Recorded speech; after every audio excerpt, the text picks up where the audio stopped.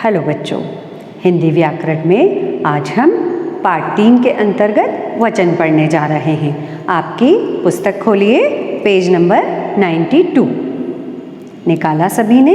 अब आपकी पुस्तक में पेज नंबर 92 पर सबसे पहले एक परिभाषा लिखी है। शब्द के जिस रूप से उसके एक या अनेक होने का पता चलता है, एक या उससे अधिक होने का पता चलता है, उसे वचन कहते हैं। तो वचन की क्या परिभाषा है? वचन जिस शब्द के प्रयोग होने से हमें एक संख्या या एक से अधिक होने की संख्या का पता चलता है, उस शब्द को हम क्या कहते हैं? वचन कहते हैं। वचन के कितने भेद हैं? 2 भेद हैं। आपने संस्कृत में पढ़ा था 3 भेद हैं, और हिंदी में कितने हैं? 2 भेद हैं। कौन कौन से हैं? एक वचन एक संख्या का बोध कराने के लिए, और बहुवचन बहुत सारी, एक से अधिक, 2, 3 कितनी भी हो सकती है, वो संख्याएं क्या कहलाती है? बहुवचन कहलाती है। तो अब आपको वचन, एक वचन और बहुवचन तीनों की परिभाषा पेज नंबर 92 पर है। ये तीनों परिभाषाएं आपको अपनी कॉपी में नोट करना है। अब हम शुरू करते हैं वचन से। वचन के 2 भेद होते हैं। कौन कौन से? एक वचन और दूसरा है बहुवचन। ये आपको बहुत अच्छे से याद है, एक वचन और बहुवचन। बहुवचन का प्रयोग हम किस लिए करते हैं? बहुत सारी चीज़ों के लिए। एक वचन का प्रयोग हम किस लिए करते हैं?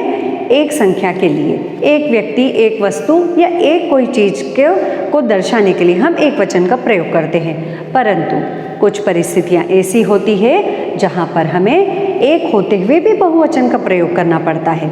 अब आप सोचेंगे ऐसा कैसे? ऐसा ऐसे कि यदि कोई व्यक्ति हमसे बड़े हैं, आदर सम्मान पूर्वक हमें उनको बोलना है, तो हम क्या कहेंगे? एक लड़का आया, वो सही है, लेकिन अगर उस लड़के की जगह आपके पापा या दादा आए तो आप क्या बोलोगे? आए, है ना? क्या बोलेंगे? दादाजी आए, पापा आए, पापा आया, ऐसे नहीं बोलेंगे। क्यों? क्योंकि वो एक वचन होते हुए भी बहुवचन में इसलिए प्रयोग किए जाते हैं क्योंकि हम उन्हें आदर दे रहे हैं, सम्मान दे रहे हैं। शिक्षक है, फिर कोई पोस्ट पे है, कलेक्टर है, एसपी है, कोई भी है, कोई अधिकारी है, आपसे जो भी बड़े हैं, उनके लिए आपको क्या यूज़ करना है, क्या प्रयोग में लाना है? आदर सूचक शब्द। तो आदर सूचक शब्द बहुवचन में आते हैं, परंतु आपको उसको प्रयोग किस में करना है? एक वचन, एक व्यक्ति के होते हुए भी आपको उसका प्रयोग करना है। राष्ट्रपति भाषण दे रहे हैं। अब एक है, लेकिन हमने रहे हैं शब्द लगाया है, तो रहे हैं इसलिए लगाया क्योंकि राष्ट्रपति आदर सूचक शब्द हैं, इसलिए हमने उनके साथ बहुवचन वाला रहे हैं प्रयोग किया है। रहा है नहीं किया। रहा है एक वचन के लिए होता है, लेकिन फिर भी हमने रहे हैं क्यों बोला? क्योंकि हमें उन्हें आदर देना है। तो वो आपको ये समझ में आया होगा। अब हम आगे बढ़ते हैं। यहाँ पर तीनों परिभाषाएं आपको कॉपी में लिखना है, पेज नंबर 92 की। अब पेज नंबर 93 पर देखिए। आ शब्द को ए बनाकर भी बहुवचन में बदला जा सकता है, जैसे लड़का। अब लड़का, ये आ पे खत्म हुआ है, तो अगर बहुत सारे हैं तो हम क्या कर देंगे? आ की मात्रा हटाकर एडी की मात्रा लगा देंगे, तो ये क्या हो गया? लड़के। लड़का, लड़के, एक वचन, बहुवचन। अब आपकी पुस्तक में देखिए, छोटी ई या बड़ी ई दोनों अगर है तो भी हम इया लगाकर शब्द को बदल सकते हैं। पहला शब्द है इसमें लड़की। अब बड़ी ई की मात्रा है लड़की। हमने अभी क्या पढ़ा था?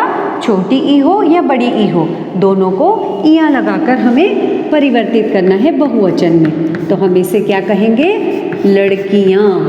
अब हमेशा आपको एक बात और ध्यान रखनी है कि जब भी आपको बहुवचन में ये यहाँ वाला शब्द दिखाई दे, तो उसके पहले वाला जो भी शब्द है उसकी मात्रा हमेशा छोटी रहेगी।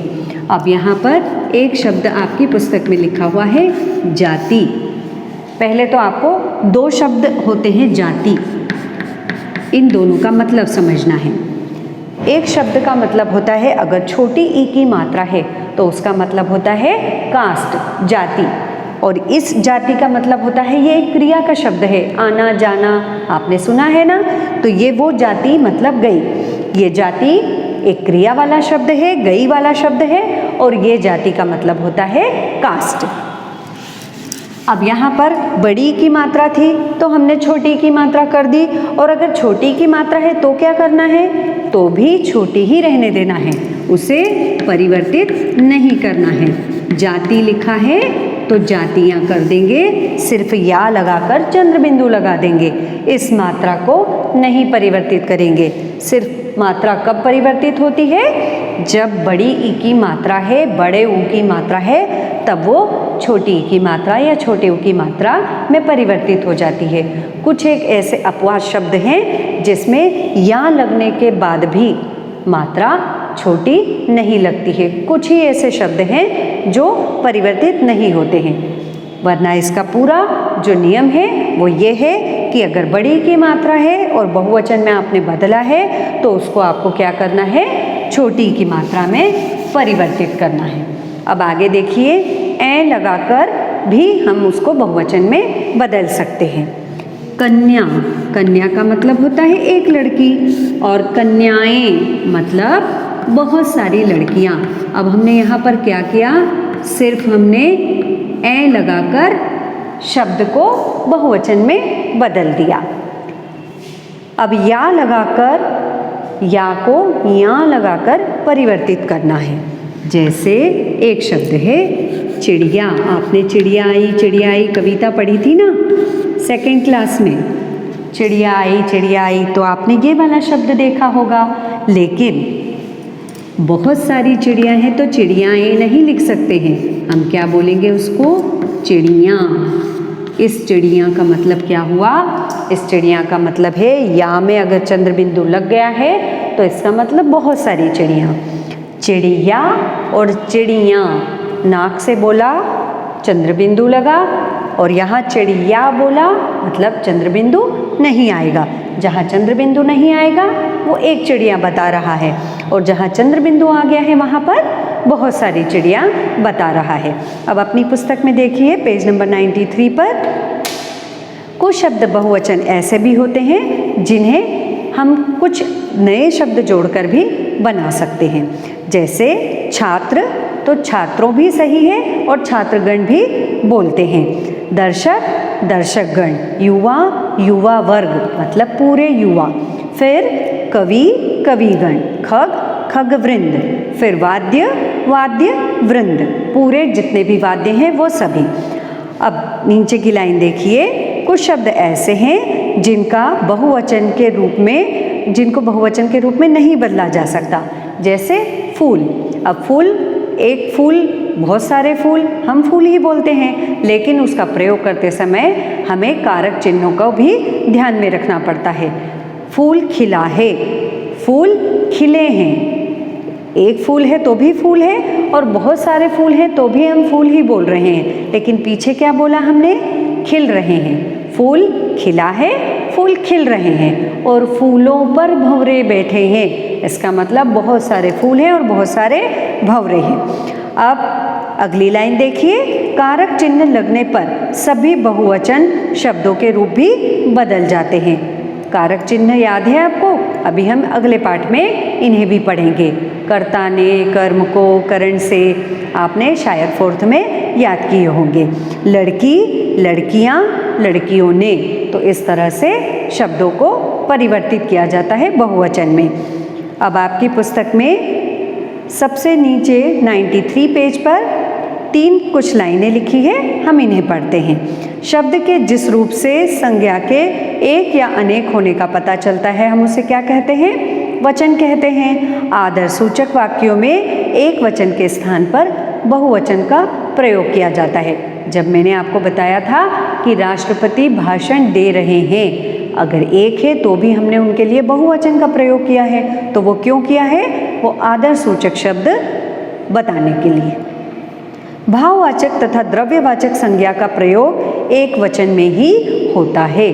जितने भी भाव हैं वो सब एक वचन में होते हैं, और जितनी भी द्रव्यवाचक संज्ञा है वो भी एक वचन में ही प्रयोग में लाई जाती है। अब हमने आज क्या क्या पढ़ा, हमने वचन पढ़ा।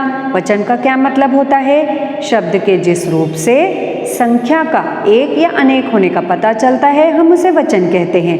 वचन के कितने प्रकार हैं, कितने भेद हैं? वचन के 2 भेद हैं। कौन कौन से हैं? एक वचन और दूसरा बहुवचन। वचन के 2 भेद हैं। संस्कृत में कितने भेद हैं? 3 भेद हैं। संस्कृत में द्विवचन के लिए अलग से एक वचन होता है, लेकिन हिंदी में सिर्फ 2 वचन होते हैं, एक वचन और बहुवचन। एक वचन एक का बोध कराने के लिए, एक चीज एक संख्या का बोध कराने के लिए, और बहुवचन एक से अधिक के लिए। लेकिन कुछ चीज़ें ऐसी होती है, कुछ लोग ऐसे होते हैं जो एक वचन होते हुए भी उनके लिए हम बहुवचन का प्रयोग करते हैं आदर सूचक शब्दों के लिए। हम उन्हें आदर देने के लिए क्या करते हैं? बहुवचन के शब्दों का प्रयोग करते हैं। आज हमने वचन के बारे में पढ़ा। अब अगले वीडियो में अगले पाठ के साथ मिलेंगे। तब तक आपको पेज नंबर 92 की तीनों परिभाषा अपनी कॉपी में लिखना है और वचन बहुत अच्छे से समझ में आ गया होगा। वचन की तीनों परिभाषाएं आपको अच्छे से याद करना है। अगले वीडियो में अगले पाठ के साथ मिलेंगे। तब तक हैव अ नाइस डे।